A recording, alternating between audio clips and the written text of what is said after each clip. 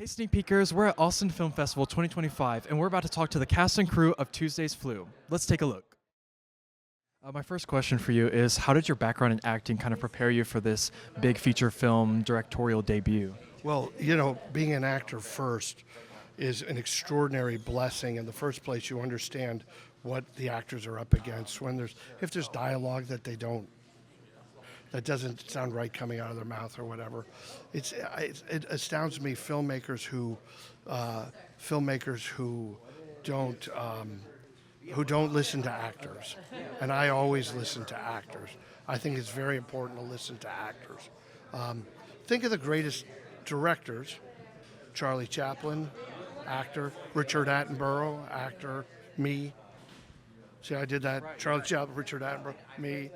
How about Sean Penn? I mean, Albert Brooks, Woody Allen. The difference is, like when Albert Brooks or Woody Allen do it, they kind of always play the same character, and I'm always trying to play different characters when I direct myself. If you see the movies that I'm in and that I direct. Yeah, well said. My next question is, what drew you to want to tell this exciting crime thriller story, and were there any challenges along the way that you remember? Were there challenges along the way to make Tuesday's Flu? Look, you're battling weather, you're battling schedules. That's always kind of a concern. There's an actor you want, and there's one day that doesn't work out. And then you got to just go, what I'm going to do? I'm going to redo the entire schedule for this actor. And that's how you get an actor in a movie. No, it was pretty easy. I came across the script. Mike Walsh, one of our producers from Drulin Productions, he was very great to bring me to the writers and the producers, and it turned out we all had the same vision. Hi, I'm James Andrew Fraser. I play Officer Lou Canigliaro. Say that 3 times fast. I play kind of a corrupt cop that's under the wing of Meats, Danny Roebuck's character, that's has a bit of a gambling problem, and Meats is using that against him to get him to do things that are probably he shouldn't be doing as a law professional, or so that's pretty much the role. It was a really fun part. Came in, and it was such a great crew. They make so many films together, and it was just kind of came in and working with Ross and Danny, and just seeing what they're putting together. I was so excited, and so excited to be here. Of course. Despite the character being corrupt and everything, is there anything that you actually admire about your character and kind of reflects your personal life? Oh, 100%. He's a family man. I'm not a family man, but I like to be. Ladies. But he's. We all have he's a good guy. And then even when he's doing things, and that's what I wanted to actually imbue in this character. Actually, is that make sure that he knows it's wrong, and we still want to see that even when he's doing something wrong, there's that hesitation, because he didn't become a cop just to help criminals. He became a cop because he wanted to do something good in the world. But because we all have issues, whatever that is, we all have to face demons, and his demons is gambling. And we all know that there's lots of groups that help people with that because it's a serious issue. So I just wanted to really humanize him in that way and not make him just some stereotypical what a bad cop, just beating people up and breaking the law for no reason. My name is Valynn Turkovich, and I play the role of Maydeen, which is the ex-wife to Ross Marquand, the mean character. How should I sum it up? She is, the description when I tried out was that she's a hell on wheels character. And then shortly after I read the script, I was a little nervous on taking on the role. She is, I would say, a bit of a narcissist. A very, very difficult character in the film, and I would say probably the antagonist of the film. So, a lot of interesting scenes. Despite being the villain and everything, is there anything that you kind of resonated with you about your character, and something that maybe you share reflects you as an actual person, as an actress, and not so much your character? Yeah. In the film, she's very protective of the character, the Ross Marquand's character. That he has a son, and although it's not her son biologically, she cares for him.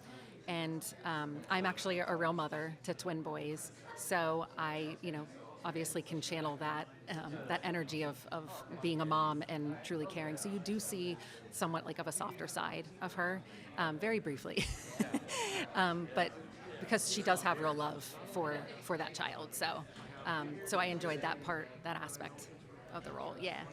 And being the villain and everything, this is a very big role, obviously. So, is there anything that you're excited to see that your character, maybe like you mentioned some moments earlier that are going to be interesting? Is there anything that you're really excited for audiences to see? Sure. So there was a scene in the script when I first read. I was a little like nervous about it just because of it being very physical. So not only is she just like kind of crazy, there's also a lot of physicality in the role. So there is like a fight scene, and where we needed stunt choreographer and some stunt people to come in and work with us. So I'm really excited to see that. I'm looking forward to seeing it all pieced together because it took a lot to do it and make it feel real. So I'm excited to see it. Yeah, so the film itself is kind of like a gritty crime drama, and I think hopefully, I mean, we'll see, but I think my character lightens the mood a little bit. You know, it's kind of the dark underbelly of the Connecticut gambling, whatever. And I'm a bit of an outsider, so I'm kind of a little country boy. That's my main goal is trying to get a record cut, and I happen to shack up with her, and I get mixed up in it a little bit. But yeah, I think my role is a little bit lighter, which is fun because it suits my personality a little bit more. So you kind of like share a lot of similarities with you and your character. Probably, yeah. I think he's a bit of a degenerate, and some may say I am too. But we like to have a good time. Yeah, we like to have a good time, and I think my character does as well. A little bit, laid back, and if he needs to sleep in the bed of his truck for a night, he's got no problem doing it. Yeah. That is there something that like kind of drew you to this script, and you were just like, oh, I have to work on this? Yeah, I think it was just it's a good story. And it has a lot of levels to it too. It's there is it is very serious, but also what I loved about my character too, like I kind of said, it's like it's a little bit of a light spot in there. I had room to play and have fun and be a bit of a contrast to the rest of the characters that are in it. So that was something I really enjoyed. And just talk a little bit about your role in the film. My name is Beck Jones, and I play Taylor in the movie. And I like Taylor. I think it's really special because, in the story, I feel like Taylor is what his dad is fighting for, which is like love and a family. And I think it's really awesome that I get to play him. Is there anything that you and your character kind of share, like similarly, kind of like something that reflects in also your personal life as well? Not exactly. I mean, Taylor comes from like a harsh life that I wouldn't really relate to that, but yeah, I like him because he really tries to push through in order to have a good relationship with his dad, which I really like. Well, I understand that you are an EP and you wrote the film as well. Is that correct? Yes, I wrote it with my brother. I have a twin brother, and probably punched each other in the face about 15 times while we were writing it. And it took a lot of time to write the movie, and to see it on film, and to see the actors that are performing is incredible. We're missing a few here today, but some really good performances. So I'm excited. I've never seen the film on a big screen, so I've been watching it, editing wise on a smaller screen. So it's cool. It takes a long time to get something like this done, and from the time I started, I feel a lot older than when we finished. So cool, yeah.